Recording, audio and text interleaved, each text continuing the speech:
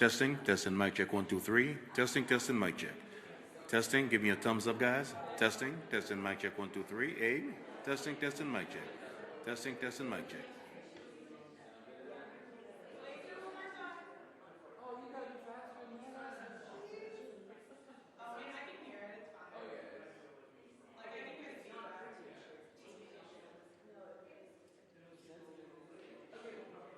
Check test, test for the house camera.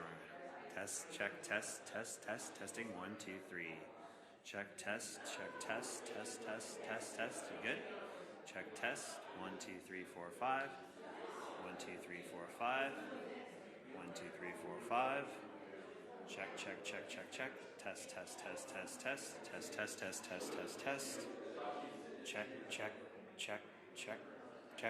Check. Good?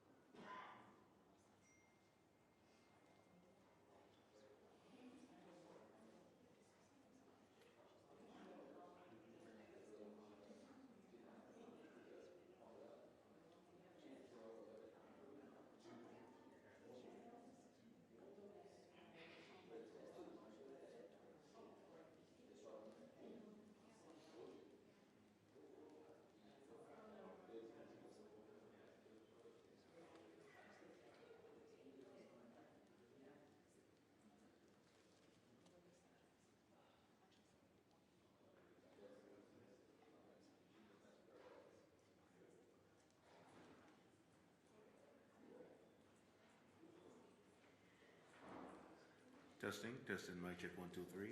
Testing, testing, mic check. Give me a thumbs up, guys. Testing, testing, mic check, 1, 2, 3. Testing, testing, mic check.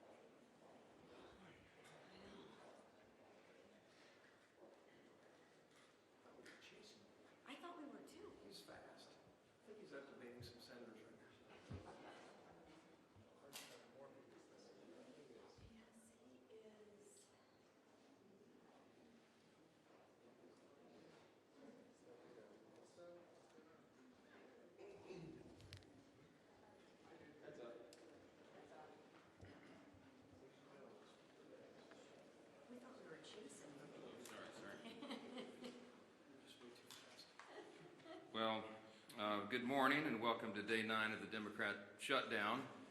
We give you a daily update here to just talk about what's happening and where we see things headed. Joined here by our leadership team and of course Chairman Mike Bost, who will talk with you about the pain that's being inflicted on veterans in particular. He runs that committee. I just want to summarize everything this morning as I've been doing on some interviews earlier today. This morning, Americans are watching a remarkable split screen. Two things happening simultaneously, and there's a rather stunning contrast between the two. On one screen, you see President Trump and Republicans delivering for the American people. You see President Trump and Republicans cutting taxes for hardworking American families. You see us ending the border crisis, ending the crime crisis. You see us eliminating fraud, waste, and abuse in government, and now resolving violent conflicts around the world. What President Trump achieved yesterday, was announced last night, is a truly historic foreign policy achievement. I mean, it cannot be understated. We should give a whole press conference just about that. The deal that he struck between Israel and Hamas will achieve incredible results, not just for that region, but for every peace-loving people around the world, everyone around the world. He's going to bring the hostages home. 2 years they've been in captivity. They'll finally be delivered home. We're all watching the images of the celebrations in Israel and around the world by people in Gaza and in Israel, that this is coming to an end. He's going to bring the hostages home. He's going to bring peace and security back to Israel and truly lay the foundation for a lasting peace in the Middle East. This is a goal and an objective that's been stated by presidents and politicians and policymakers and people around the globe for generations. And President Trump has the strength and the vision and the resolve to do it. He's the only president who could have, as has been demonstrated. And look at the other side of the screen. So that's all going on one side of the split screen. Now look at the other. The stark contrast with the Democrats who have shut down the government. Republicans are busy working around the clock to deliver for the American people, voting over and over to open the U.S. government, and laying the foundation for lasting peace and working to deliver for American troops and military families. And what do you see on the other screen? Democrats playing games with the lives and livelihoods of the people we represent. They have now voted in the Senate. The Senate Democrats have voted 6 times to keep the government shut down. And I just want to tell you one of the most outrageous things I've seen since I've been following politics in the mid-'80s when I was a kid in the Reagan era. Chuck Schumer did an interview last night and bragged, this is what he said, quote, he had the audacity to say, quote, every day of this shutdown gets better for us, his party. I don't even know how to comment on that. It's so stunning to me how callous he can be to play political games and use American citizens as the pawns in a political game. We're in day 9. The consequences of this Democrat shutdown are very real, and he can mock it and he can pretend like it gets better for him. It doesn't. It doesn't get better for the country. Right now, half our civilian federal employees are on furlough. Real, vital, critical services that American citizens in all categories rely upon are halted. And when we talk specifically about our military, right now service members, military personnel at home and abroad, as well as Border Patrol agents, TSA, air traffic controllers, they're all working without pay. I was on C-SPAN this morning on that program they do in the morning where American citizens call in. They have a Republican line, Democrat line, and independent line. One of the callers called in and she was so upset. She's a young military mother. And she has 2 special needs children as she told her story. In tears, she's so angry, and so am I, that their services are being delayed. I mentioned here at this podium last few days, I mean, I have a big military district in Louisiana's 4th District. We have Fort Polk in Barksdale Air Force Base, lots of airmen, lots of soldiers. Many of them are deployed right now, defending your freedom around the world. And they've left their young families at home. They live paycheck to paycheck, many of these service members. And this is not a game. Chuck Schumer thinks it is. He says, quote, every day of the shutdown gets better for us. What the heck is he talking about? All of us on this side, we're kept up at night. This is a sad situation, and we've got to get through it. We're almost 3 weeks ago, just by way of quick review, the House did its job. We did the responsible thing. We passed a clean, continuing resolution, no frills, nothing to it, 24 pages, bare minimum, to keep the lights on, so that Republicans and Democrats can do their work, and get together and do this job. to deliberate and negotiate and go through the process that Congress does on everything all the time, to work on all these issues. We voted to keep critical programs funded, and that ensures federal workers get paid, that our troops and TSA agents and Border Patrol and many more get their paychecks. We had that vote almost 3 weeks ago. Every Republican, virtually every Republican, voted to keep the government open and to make sure those paychecks are done. The Democrats in the House, all but one, voted to close the government and, by extension, stop paying troops, stop paying TSA agents, Border Patrol, air traffic controllers, and all the rest. We've done our job, and the Democrats need to do theirs now. That ball has been sent to the other court. That is the place where it lands right now. 6 times, I remind you, they voted to shut it down. We need 5 Democrats to break ranks. We need 5 of them to wake up and come to their senses and do the right thing for the American people. How long are they going to allow this pain to be sustained? I talked with the president last night. He called me after the peace deal was done, and he and I both lament, we all do, this terrible situation that we're in. While we're working to do all these positive things for the people and even settle conflicts around the world, the Democrats are playing games. It's political theater to them. They've reduced Americans' pain to a political prop. I'll just say this briefly. I'm going to let the other leaders speak here, but just a few things that you've seen. While we're doing all this work, we're working around the clock to deliver on all these things I've just listed. Democrats are playing games. They film themselves wandering the Capitol, beating on doors and posting flyers and pretending to look for their colleagues. They hosted a live stream. Oh, it's so embarrassing. House Democrats, they hosted this live stream where they ate candy and told terrible jokes to each other. They had an audience smaller than this room for the whole country. The leader of the Democrat Party is bragging about the cost that this is being borne by the American people. And just yesterday, I had 2 Democrat senators come over and stage a failed publicity stunt outside my office. I heard about it, walked out and confronted them and set them right on the truth. They came to this side of the Capitol to try to put on a little political show for their online audience, and then they walked right back over there and voted for the 6th time to keep the government shut down. Give me a break. Democrats seem to be doing everything except the one thing that Americans desperately need and deserve, and that's passing our clean CR to get the government operating again. That's all we're asking of them. Stop the political stunts. Stop the madness. Stop saying that you're enjoying inflicting pain on the American people, for goodness sakes, and pass the clean CR in the shutdown today. I'm going to turn it over first to our chairman, Chairman Mike Bost. He, as you know, works on all things regarding American veterans. He's the chairman of our committee that handles all of that.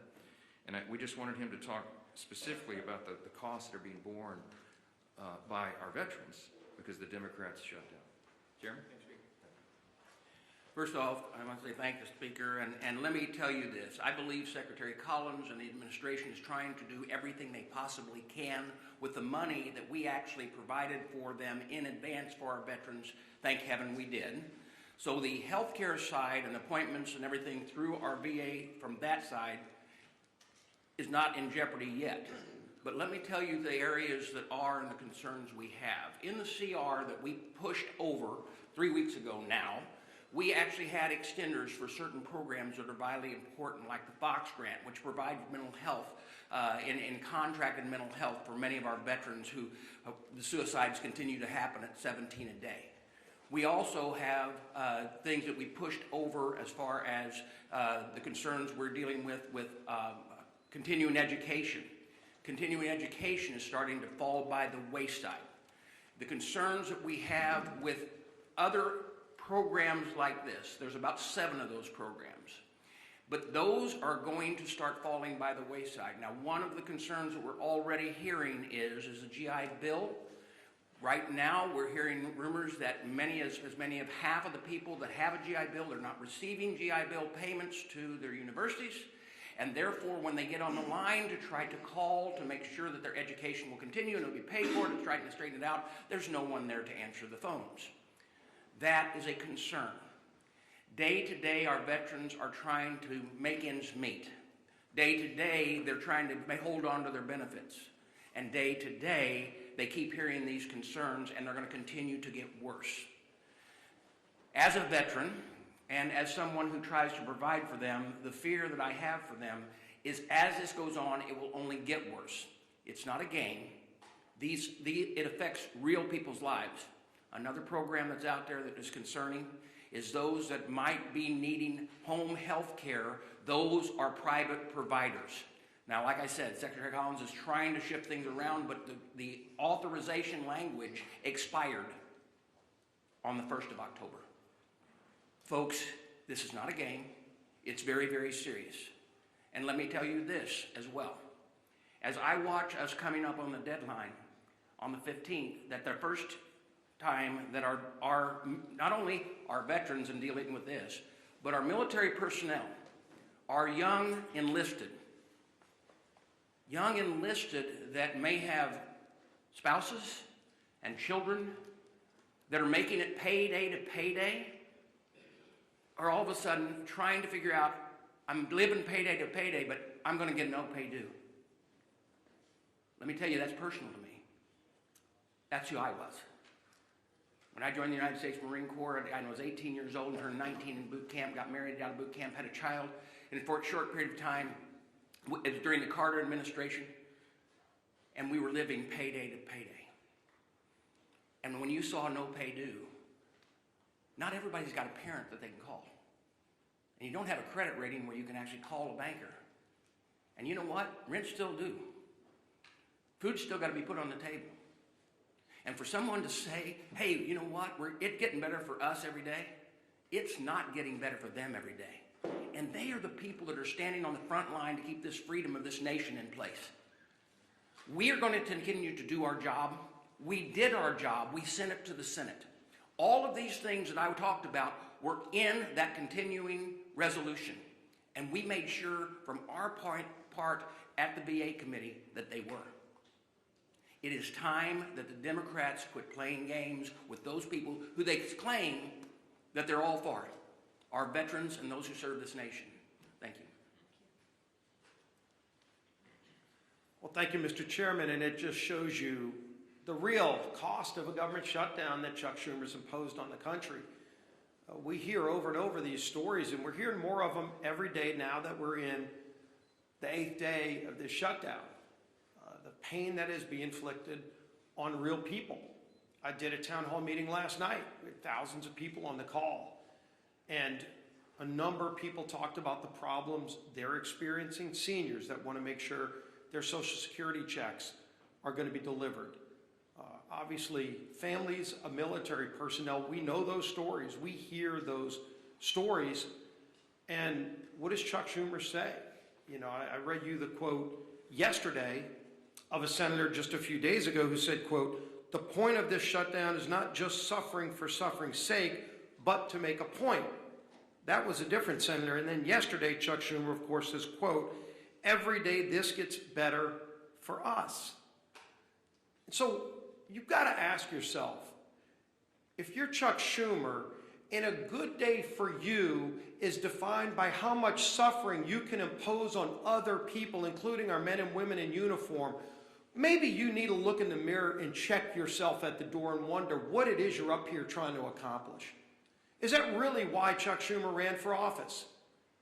To inflict pain on other people so that he can have a good day, a better day for himself. When that is your measuring stick for a good day, is how much pain you're inflicting on other American families, you have lost your way. And yet they vote over and over again to keep the government shut down. While trying to talk about other issues, we can be talking about those other issues without inflicting pain on people. We can be debating our differences, as President Trump said he wants to do, by opening the government back up again. And by the way, once we get the government back open again, if Democrats ever come to their senses, we still have a lot of differences to resolve. Those differences don't just get resolved tomorrow. November 21st gets closer every single day too. And then they're going to try to hold the American people hostage again on that deadline for some other unrelated issue, so that they can inflict more pain on the American people. But don't worry, Chuck Schumer will be having a good day if that pain's going to be inflicted on others. Thank goodness we have a president in the Oval Office who continues to stay focused on the job he was elected to do by the American people. And Speaker Johnson just pointed out how critically important that job President Trump is doing. You know, as we mark the 2-year anniversary of the horrible Hamas attacks on Israel, President Trump is brokering a release of all the remaining hostages so that those families can finally get closure. Hopefully, some are still alive. We know, sadly, some are not. But those families want to have that resolved. They want to see their loved ones come home. And President Trump has worked tirelessly. He said he would work tirelessly. And he continues to deliver for the American people. He continues to lead on the world stage and stand up to the bullies around the world. He continues to fight for American families who are counting on him. And then you look at what he has to fight against. He's got to fight against governors who are going to court to block the president from keeping the citizens of those states safe. You're in Chicago, Illinois. You don't care about the party affiliation of a criminal. You just want to be safe in your community, and today you're not. And President Trump is trying to make you safe.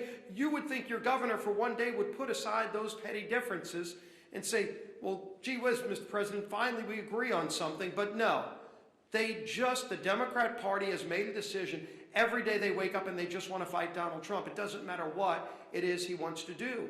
He wants to keep communities safe. They're going to fight him on it. He wants to keep the government open. They're going to fight him on it. President Trump wants to make sure our troops are paid. Chuck Schumer wants to fight him on it and talk about how good of a day it is for Chuck Schumer. When that happens, their party has lost their way. And it's not too late to come back. And so there will be other votes. Hopefully, we get 5 more Democrat senators that come to their senses and stop inflicting this pain on the American people. It's causing real harm on families. And hopefully, they stop worrying about what that measuring stick is that says they have a good day only when the American people are having a bad day. Stop inflicting pain on the American people, Chuck Schumer, and open the government up. End this madness. Our whip, time out.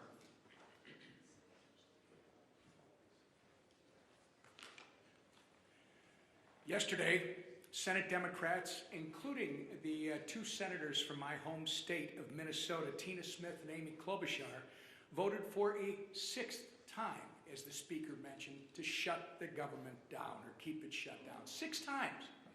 That's 6 times that Senate Democrats have voted against, as Leader Scalise was just talking about, paying our troops. 6 times that they voted against the 13,000 Minnesota National Guardsmen who are showing up to work without receiving a paycheck. 6 times that they voted against supporting federal workers, air traffic controllers, border patrol agents, and the list goes on and on. And why? Because Democrats have decided they'd rather hold the American people hostage than pass the same nonpartisan clean CR that they supported just 6 months ago and that they passed 13 times under the Biden administration. Tina Smith claims she shut the government down so that she can, quote, protect Minnesotans' health care, unquote. But Tina, if that really was the case, why do you support a $1.5 trillion spending proposal that would give health care to illegal aliens while cutting $50 billion from rural health care? Is she just not being honest? This was never about health care for the Democrats. This has been about picking a fight with President Trump so that they can try to score points with the terrorist wing of their party. It's pure politics, and nothing reveals their true motivations more than Chuck Schumer taking a victory lap, as both the Speaker and the Leader have said, saying every day this gets better for us. So every day that our troops, TSA agents, and air traffic controllers work without pay is a better day than the last? That's disgusting. And every single person in this room should be holding Chuck Schumer accountable for his words. Unfortunately, Minnesota's 2 senators continue to follow Chuck Schumer off the end of the political pier with their needless shutdown. Earlier this week, our entire Minnesota Republican congressional delegation sent a letter to Senators Smith and Klobuchar urging that they please do the right and responsible thing by passing the House's nonpartisan clean CR and end the massive amount of pain that they're inflicting on Minnesotans and the American people. Our message today is still the same, and it's not going to change. All of us are united. It is enough with the games. Pass our CR, get the government up and running again for Minnesotans. And I say this to my two senators, the people that elected you to do your job. Do your job. Your constituents deserve better than this. And with that, I turn it over to our conference chair.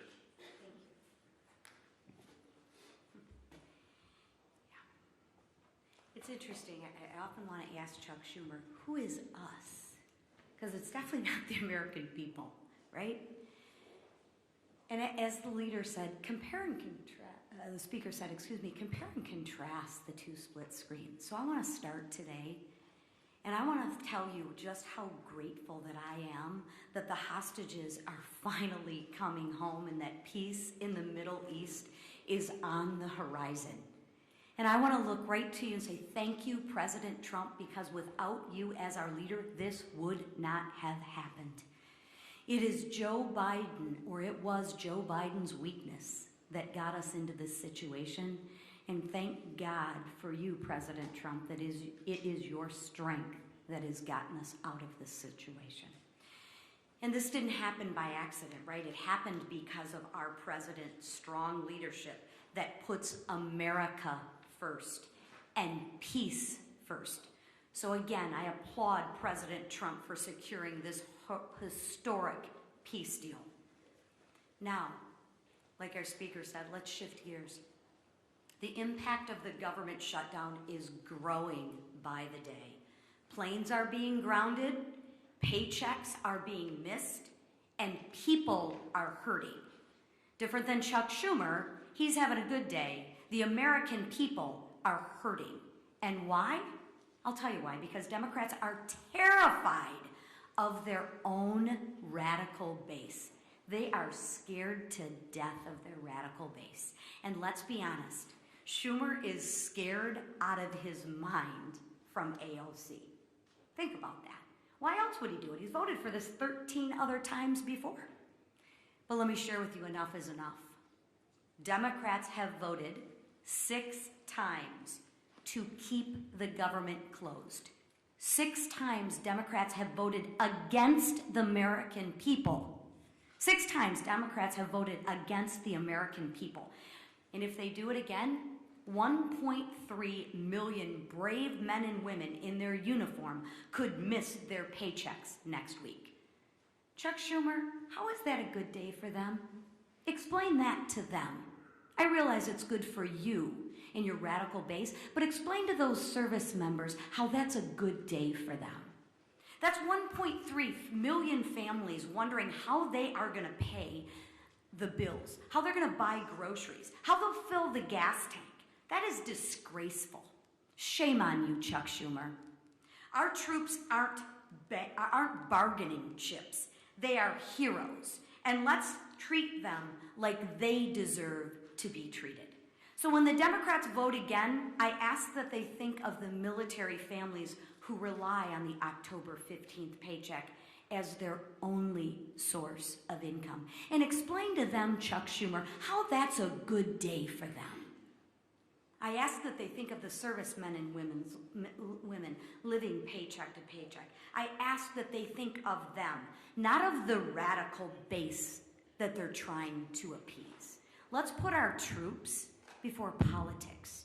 Pass the clean House bill. Open up the government and pay our troops. Thank you. Yes, go ahead. I understand this is a tense situation, this shutdown. Both parties think that they have the right goal and they're trying to strategize their way there. But why not put politics aside and shutdown strategizing aside to pass a standalone bill to pay the military? You mentioned that military mom that was on C-SPAN this morning. Do you ever think that this is lives and not politics, and the shutdown posturing can be put aside for the troops? I'm so glad you asked the question. We're not pursuing a political strategy. The CR is clean. It doesn't have any Republican priorities on it at all. In fact, we're extending Biden-era policies and spending. It's exactly what Chuck Schumer gave you impassioned speeches on as recently as March of this year, that must be done, that you don't play games with people's lives. They're the ones playing politics, not us. I've explained this, and I'll say it again. If there was something that we could peel off of the CR, if I could take a Republican priority or policy or trick or gimmick off the CR and make it more palatable for the Democrats in the Senate to vote for, I would have already done so. But I didn't send any of that on. We sent a totally clean document over there because we're operating in good faith. What's our goal, our strategy? To keep the lights on for the people of this country so that we can have their Congress working to resolve all these issues. They're trying to make this about health care. It's not. It's about keeping Congress operating so we can get to health care. We always were going to. They're lying to you, okay? The health care issues were always going to be something discussed and deliberated and contemplated and debated in October, November. It always was. Everybody in the building knows that. It's going on right now. There are conversations that have been going on for months leading up to this. They're lying to you. They're playing political games. They're trying to pretend that a December 31 policy issue has something to do with the fiscal cliff that we faced on September 30th with a shutdown. And they're doing that out of desperation. Why? Because their policies are so unpopular.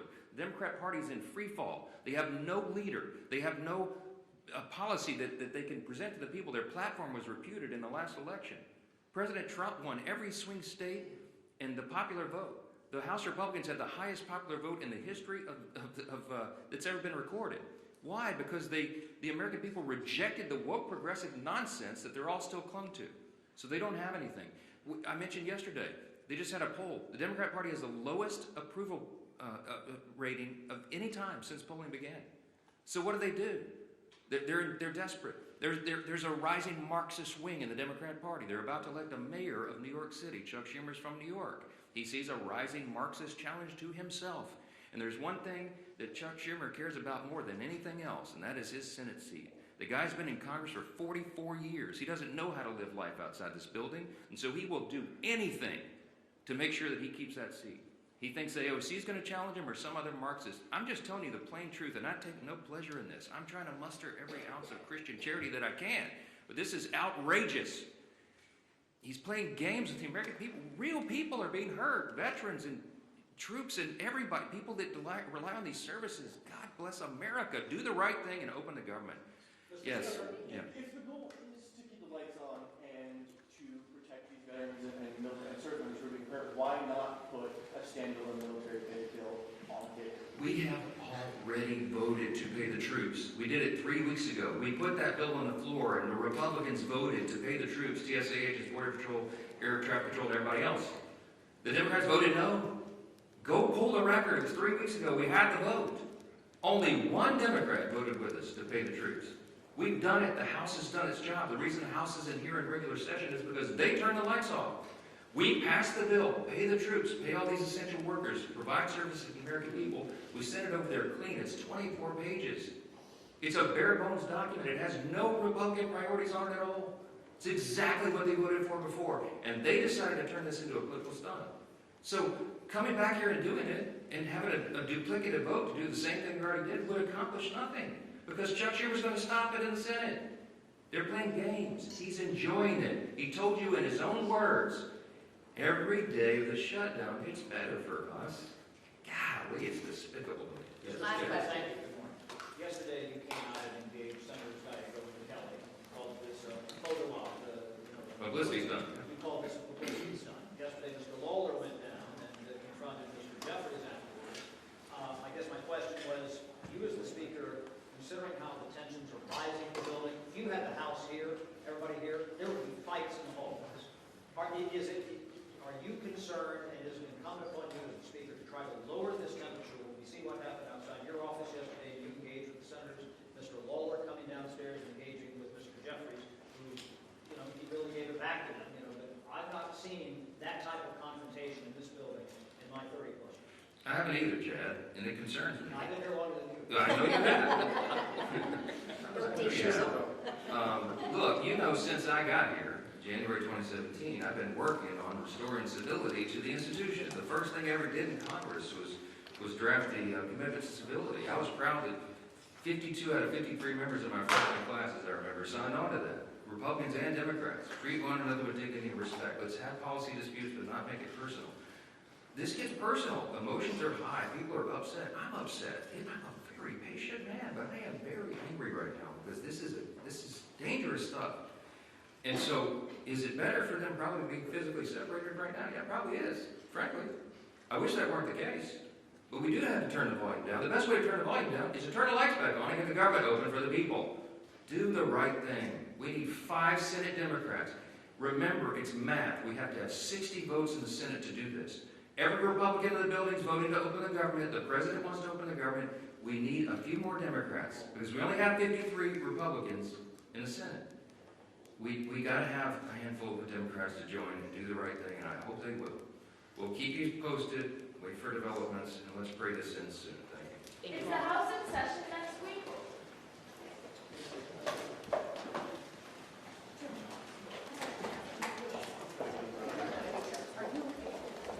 See you guys tomorrow.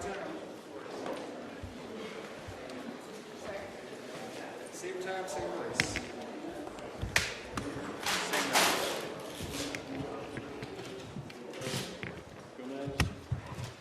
Maybe tomorrow we'll be visual aids.